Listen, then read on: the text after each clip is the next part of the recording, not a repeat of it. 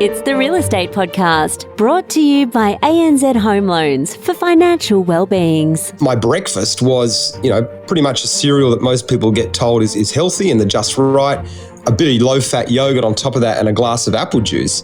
Now, there's 21 teaspoons hidden in that straight away. So given that the recommendations are around 6 teaspoons a day, the fact that I was having sort of 3 to 4 times my daily recommended amount before 8:30 in the morning is the issue here. That is Damon on the Real Estate Breakfast, Australia's largest real estate podcast with over 1,500 property podcasts, which are jammed-packed on informing you with what is happening around the country as we talk property from Mackay to Adelaide and everywhere in between, and streaming right now on multiple platforms including iHeartRadio and Spotify.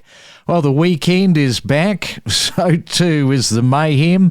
Plenty of shopping taking place today, also Christmas parties tonight, plenty of drinking, eating and being social. It is a Saturday, December the 13th.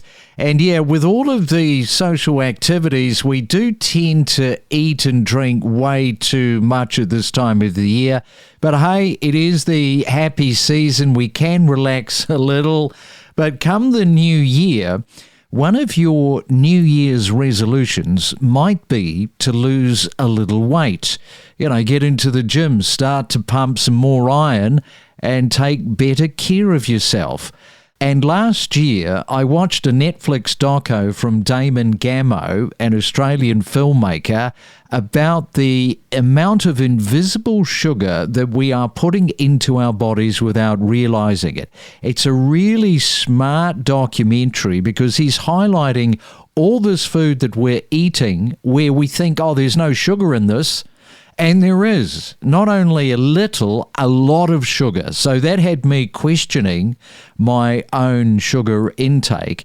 And for those of you that remember last year, that conversation I had with Damon, it is well worthwhile to take another listen and to think about the sugar intake that you just can't see. And the film is still on Netflix. It is called That Sugar Film. And welcome, Damon, to the Real Estate Breakfast. It is great to have you on. You have been a property owner, you have bought and sold, and now I think you're renting.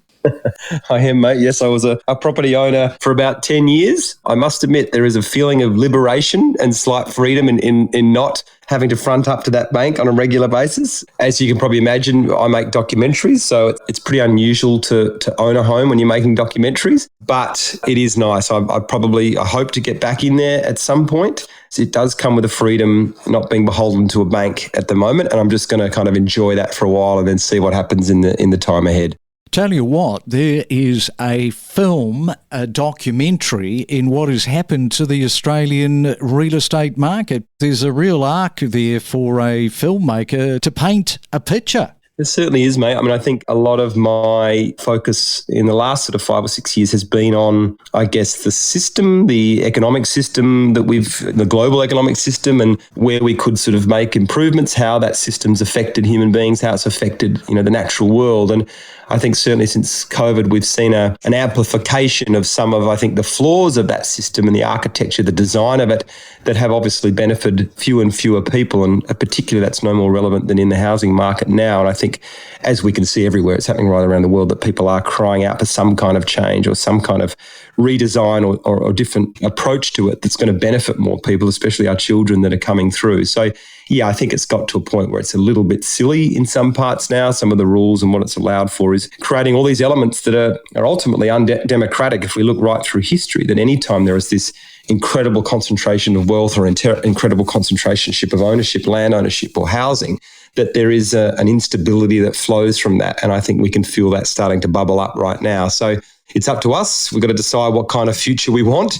And is this actually the direction we want to keep going in and give for our children? Or do we want to change some of these rules? Not in hugely dramatic ways. It's going to upset everybody. But there are some obviously basic things we can do that are going to make it a little bit more fairer for that younger generation coming through. Yes, exactly right. Well, of course, we're taking a little bit of a break from the real estate per se, because we're going to concentrate on this new film of yours. Brilliant for me, because I lost 3 kilos in the last 3 weeks since I watched the film. So as much as anything, I wanted to say thank you for making it. And I should point out that I'm not an overweight person here. I already eat reasonably clean, or so I thought. Talk about that process of putting on weight to tell the story about the dangers of sugars, because this is not an easy decision to make. And as we learn during the film, your wife or your partner is pregnant at the time. So, you're an upcoming dad. Yeah, I think in hindsight, I probably wouldn't have made the film if I'd known what impacts it was going to have on my body. And really, we started in quite a naive way. I think I had friends shooting the first few weeks of the experiment. I even had my mum do a couple of holding the camera a few times, because we genuinely didn't know whether there was going to be a film there, because I didn't know how the sugar was going to impact my body. So the fact that everything happened so quickly, I guess, escalated the whole production. It's when we reached out to people like Hugh Jackman and Stephen Fry. We reached out for more money to finish the film, to get a proper camera team in. All those sort of things happened because my body started to fall apart quite quickly. So there was definitely an element that, a couple of the doctors had said to me, maybe don't keep going. I think you've proved your point. Let's just stop it there. But I think my naivety kind of suited the film, because I was just willing to dive in and see what happens. But, I've got 2 daughters now. I don't know that I'd be making a film like that again now that I understand how corrosive excess sugar can be on parts of our body. But I think, fingers crossed, I've largely got away with it unscathed. My body's back to pretty good health. I have regular checkups, and there doesn't seem to be too much lasting damage. There was a little scarring on the liver for a while there, like a cirrhosis that you normally get from too much alcohol, but you can also get it from too much sugar. But that seems to have healed up largely now, which is a relief. That's incredible, because it was over such a short period of time. We don't want to give too much away for people that haven't seen the film, but you had a daily intake of, I think it was 40 teaspoons that you had to have, and that was not chocolate, candy bars, that type of thing. These were the invisible sugars. And that's really how I have lost 3 kilos very, very quickly, because it just went off in my head and said, hang on, we're actually eating far too much sugar here. And 3 kilos came off big time. That's right. And I think that's the point of the film. I think it's important to say that, no 2 bodies are the same. We all react to foods differently depending on our genes, our DNA, our environmental conditions. All sorts of things affect that. But I think there are some basics that you can do to improve your body no matter what state it's in. And that's to kind of avoid those processed foods. And as you saw in the film, my breakfast was, pretty much a cereal that most people get told is healthy and the just right. A bit of low-fat yogurt on top of that and a glass of apple juice. Now, there's 21 teaspoons hidden in that straight away. So given that the recommendations are around 6 teaspoons a day, the fact that I was having sort of 3 to 4 times my daily recommended amount before 8:30 in the morning is the issue here. And I guess I never with the film wanted to make it feel dogmatic. I didn't want people to be fearful, especially children, of sugar. It was more about raising awareness so you actually know how much sugar you're having, and then you can make a conscious choice about your intake. Whereas I think most people right now are quite blind to where those sugars are in their food. And so that's why they're having the excess. So this was never about sort of putting a demonization of this particular sugar. It's just being smart about how much you're having. Now, the beginning to end, how much did this film take over your life? What was the timeline? Oh, well, it probably took about 2 or 3 years to put together, just in terms of the initial idea, setting up what it might look like, trying to get some basic funding for development. With all my films, I sort of do, even though they're documentaries, I do a treatment of such. So, 60 or 70 pages of what the outline might be, what kind of direction we want this to go in, what are those set pieces to tell the story. So there is some kind of structure to follow, and then you kind of create those boundaries and then just, I guess, trust and surrender within those boundaries. And that's where I think all the good stuff and the magic can happen. But at least you understand the container with which it's being held in. So that process, like I said, was probably 2 or 3 years. And then there was quite a lot of time to do all the visual effects because it's very visual effects heavy. So that took another 6 months with the editing and putting all the sound together. And then with all my films, we build quite large impact campaigns off the back of them. So it's not enough just to say, right, here's the film. We want to provide lots of tools and ways that people can get involved once they've seen the film to enact the change or make the changes they've seen on the screen. So with this film, we had an app people could download where they could scan a barcode in a supermarket. You could shake your phone and all the sugar cubes would drop out and see how many teaspoons are hidden in that particular food product, because I know the companies use metrics that can be a little bit misleading sometimes. So we tried to help people with that.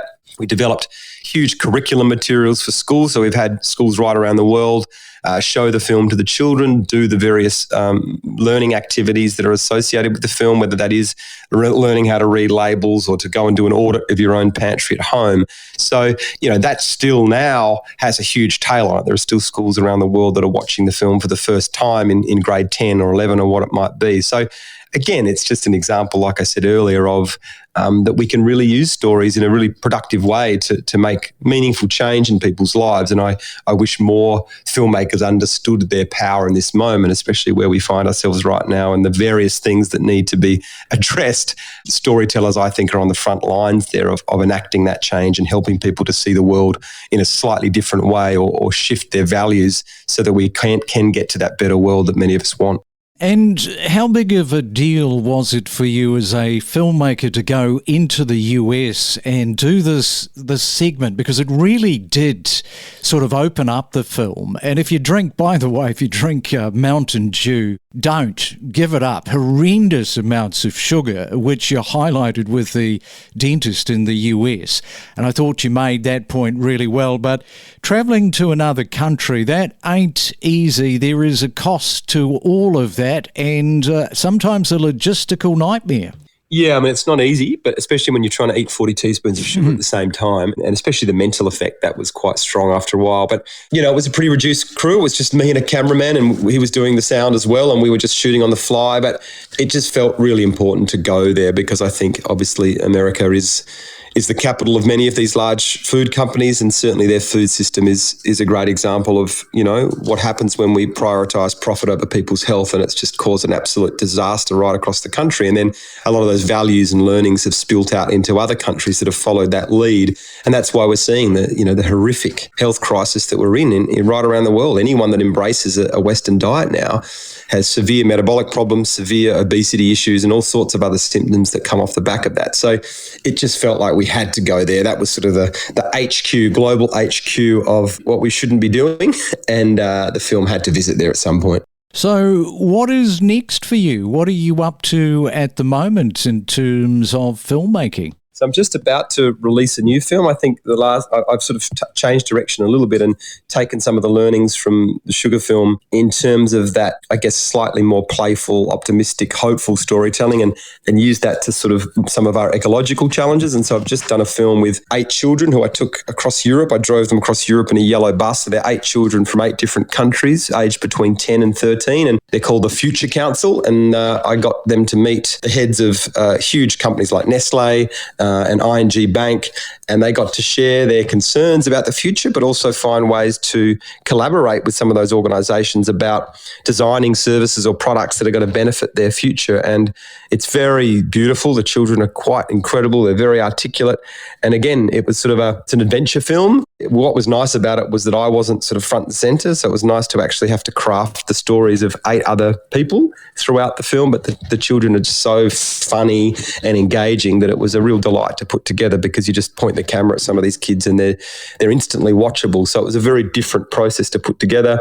I just had the world premiere at the Melbourne Film Festival, which was fantastic, and then the film got invited to the United Nations General Assembly only in September of this year. So we went over there. All the children flew there from around the world. We did a screening inside the UN to various diplomats and leaders. The children got to take part in some of the opening of that summit, and they got a full tour inside the General Assembly Hall and the Security Council. So very life-changing for all of them to do that at such a young age, particularly at an event that had, Kamala was there and Zelensky was there and Netanyahu was there. They were all there. So it was a fascinating time. And again, just a wonderful example of what film can do and the places that film can take you. And it's certainly cracking open people's hearts. So we're releasing that film via Madman across Australia next year in March and April, and then it's going to be released in Europe and America in June next year and on the various streaming platforms. So I'm about to sort of spend the next 2 years rolling that film out around the world, which will be fantastic. Well, good stuff, Damon. I certainly enjoyed your documentary. As I say, the body is loving the fact that we are a few kilos lighter. Thanks for coming on to the Real Estate Breakfast, and all the very best of luck for your upcoming films. Thank you, Craig. We connect you to the best real estate information across Australia. The Real Estate Podcast.